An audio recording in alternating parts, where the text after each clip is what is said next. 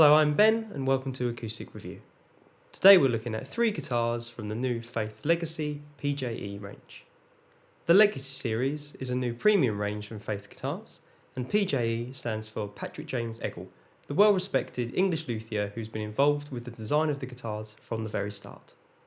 This new series features 3 of Patrick's body shapes, including 1, the Earth, not before seen from Faith guitars, as well as his own design X-bracing system.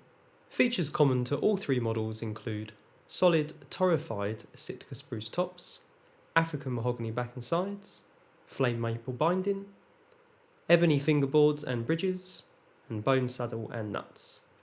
All the guitars in the range come with the Fishman Flex Blend pickup system as standard and also include Faith hard cases.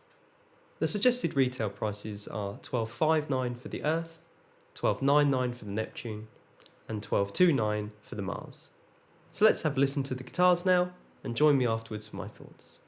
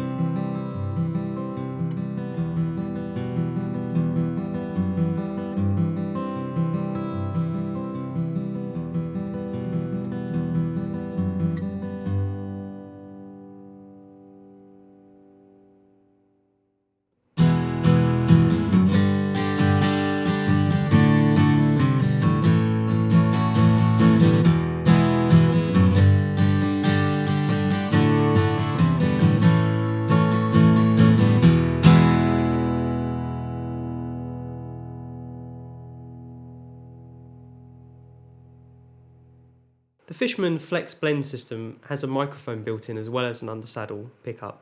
So we're just going to run through quickly how the pickup sounds and then how it sounds as you blend in the microphone. So this is the pickup without the microphone.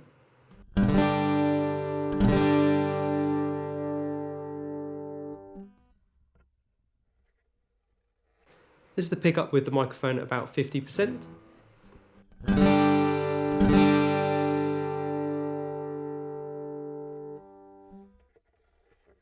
And this is the blend turned up all the way.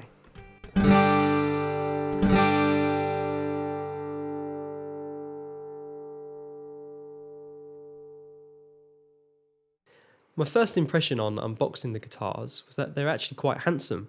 The torrefied spruce top gives a real nice golden colour, which is a colour you don't often see on acoustic guitars. Aesthetically, the guitars have got a real natural look to me. I think the combination of the maple binding and the wooden pick guards give the guitars a ironically earthy look. The lack of inlays on the fingerboard give the guitar an overall quite clean impression, although there is a little bit of abalone around the sound hole, which is a nice little touch of bling.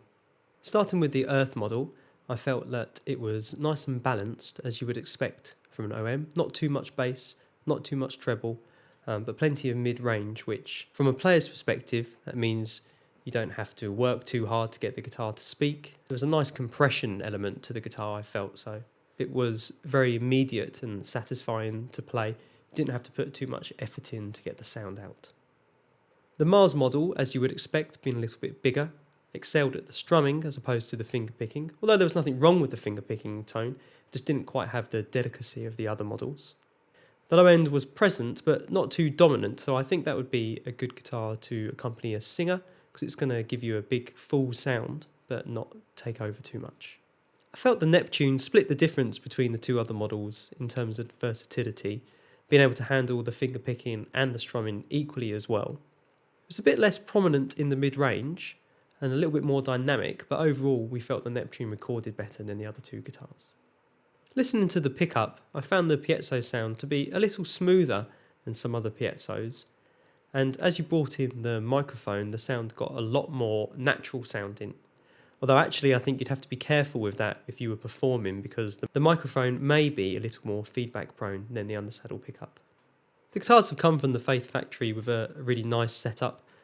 The necks are all a C shape, so pretty standard to most players. I don't think anybody would pick up any of these guitars and dislike the neck. The guitars come with 12 to 53 gauge strings, and the action is pretty standard, not too low, not too high, agreeable for most players really. I think all three guitars in the range are versatile enough to cover a wide variety of styles, although I think if you were a fingerstyle player you might want to try the Earth model first.